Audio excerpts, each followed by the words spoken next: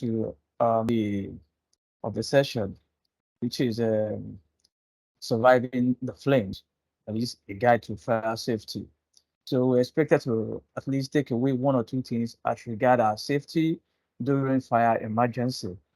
So like I used to say, or like I used to do, it's for me, when we're having this kind of conversation, it is expected that we have a reference point, or more like we have an illustration, so that we can all be on the same page to actually understand the message being passed across. So, surviving the flame is an interesting topic, and it's something that all of us really need to, really take seriously, because when we look at the importance of life and the importance of fire as well. Yes, life is we all know that our life is very important to us, very dear to us. But light as well is something we can't do without. But when it becomes fire, it's something that it becomes very critical that we need to really know how to handle it. At what point is fire useful? At what point, I mean, does it become a very hazardous thing to our lives? So fire safety in this session will be critically discussed. And then when we say fire safety, we all know it's a critical topic that everyone should be aware of. Yeah. As we all know, fire can happen at any time and in any place, and they can cause significant damage to properties and even loss of life. So it's not just properties that can be damaged, it can lead to loss of life. So it is essential for us to know how to prevent fire from starting and what to do when we have an emergency case. Again, in addition to that, I also urge us to please be patient and listen attentively, because the importance of fire safety cannot be overstated. So, and there is a way we can, live our life in such a way that we can at least be sure that to some extent we'll be safe. Yes. So taking proactive measures and having solid emergency plan in place, things like that, can greatly reduce the risk of a fire emergency and can really, really, protect us from such incidents when it happens. So now I would like to go straight. I would like to go straight um, to the illustration.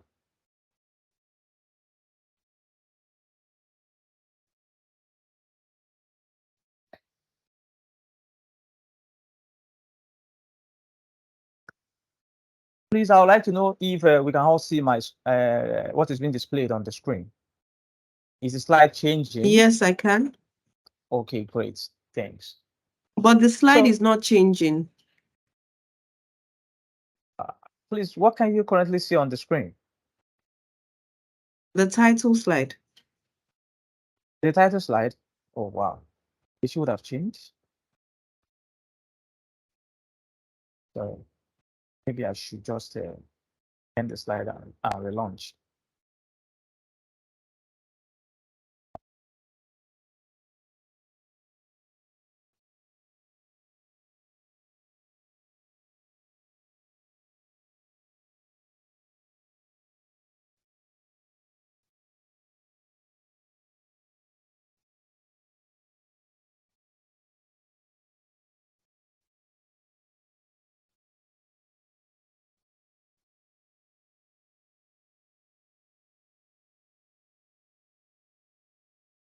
How about now? Okay. We can see the slides. Yes. Does it change now? Has it changed? Yes, it has. You can go ahead. Oh, Thank you. oh, all right. Thank you very much. So, like I was saying, the picture we're seeing on the screen right now, we have about three pictures combined. Yes, we have one showing a football stadium.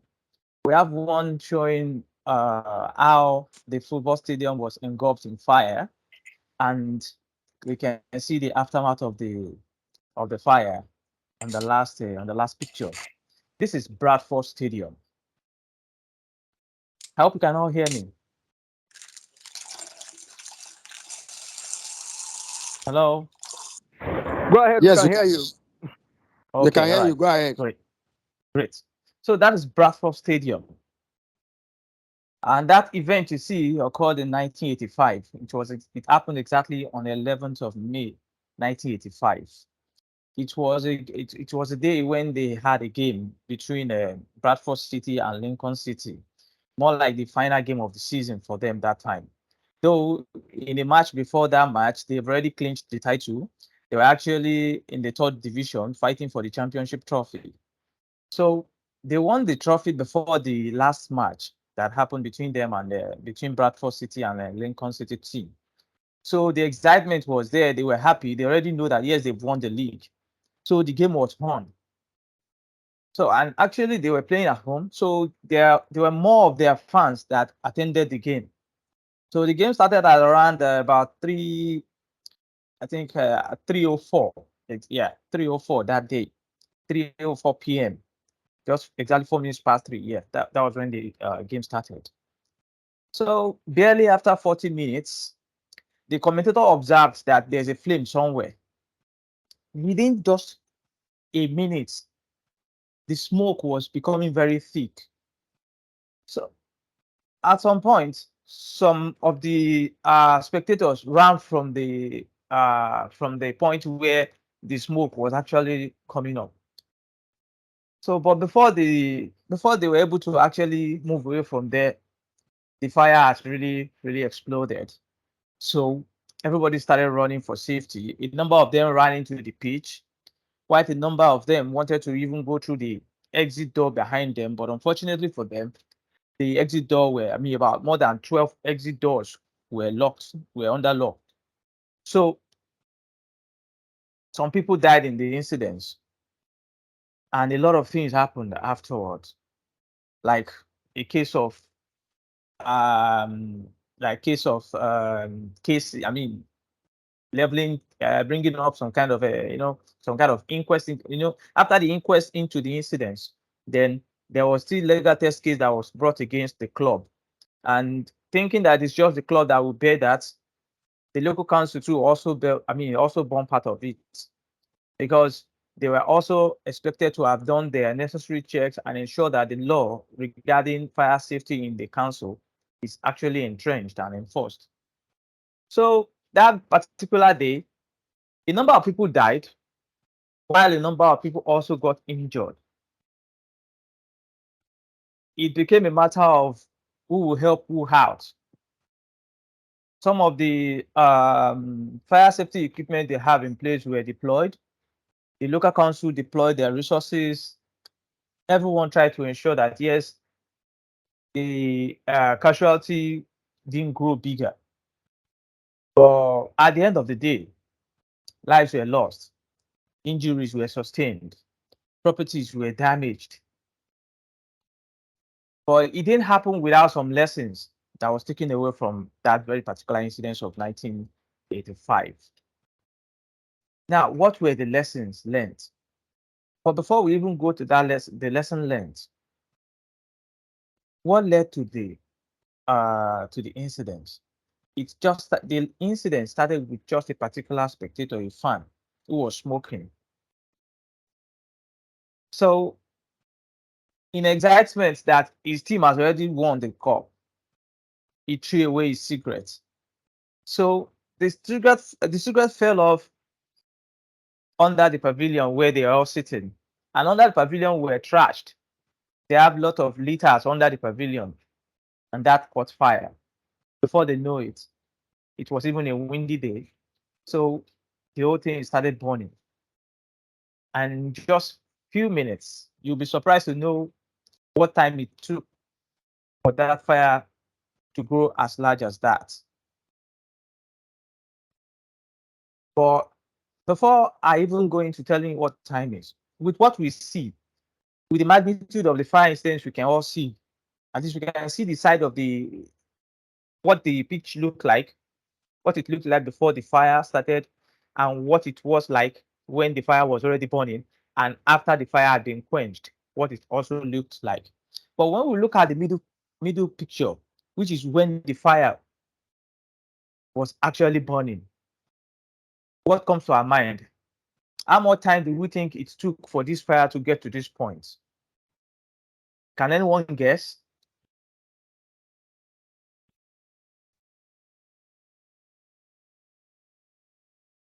Hello, house? Are we there? 5 We minutes. can hear you. We can hear you. Okay, great. All right. You see, as usual, I don't hold a session where I'll just be the only one talking. It's an interactive session. We're all here to discuss. So that is for me. I'm not here to tell you stories. I'm not here to just, put down what I know and that just move on. No, everyone will have to participate in this session.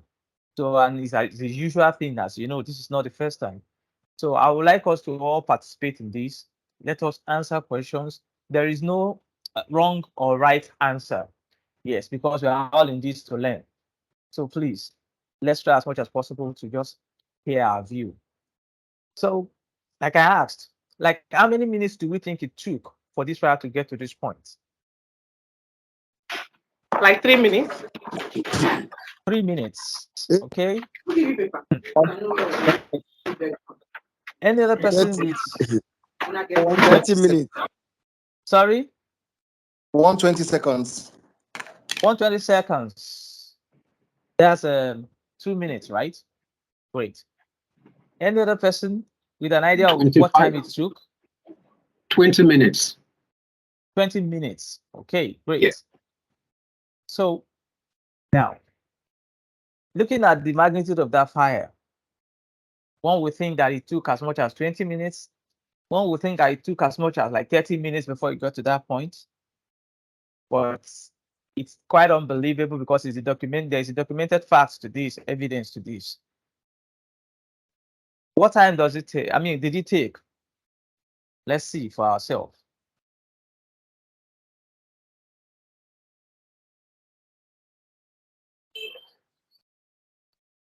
Can we see it? No, not yet. Okay. So the time it took for that flame to get to that point is 2 to 3 minutes. Like I said, I got it right. 3 minutes. yeah, you got it. Nice one. Nice one. So, but there's no one that sees this that will not still think that it takes up to like 20, 30, 40 minutes before it will get to that point. Because the spectator, I mean, the commentator saw a flame. He commented on it. He made a remark on it during his commentary. Under just a minute before he knew it, the flame has gone wilder. So this is telling us something, but we still come back to it. But with the fire incidents of this magnitude, like how many casualties do we think this could have resulted to? Like how many deaths do we think could have been recorded in these very incidents? Looking at the pitch, seeing how big the fire is, and seeing the scanty number of spectators on the pitch, like how many people do we think lost their lives in these incidents?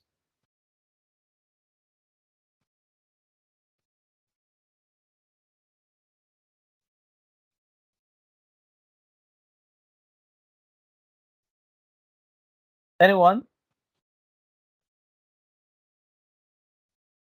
Anyone with an idea of what the number of casualties, number of deaths recorded could be?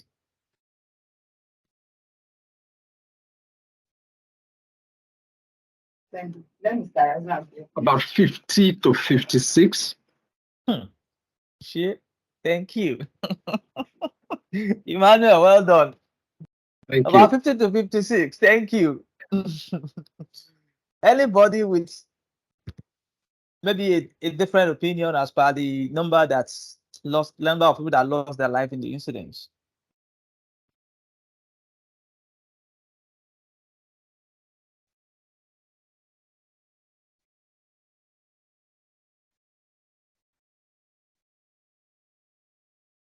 Okay. For the sake of our time, I think Emmanuel got it right. 56 people lost their life in that incident. 56 people lost their life in that incident. It was a very sorrowful event.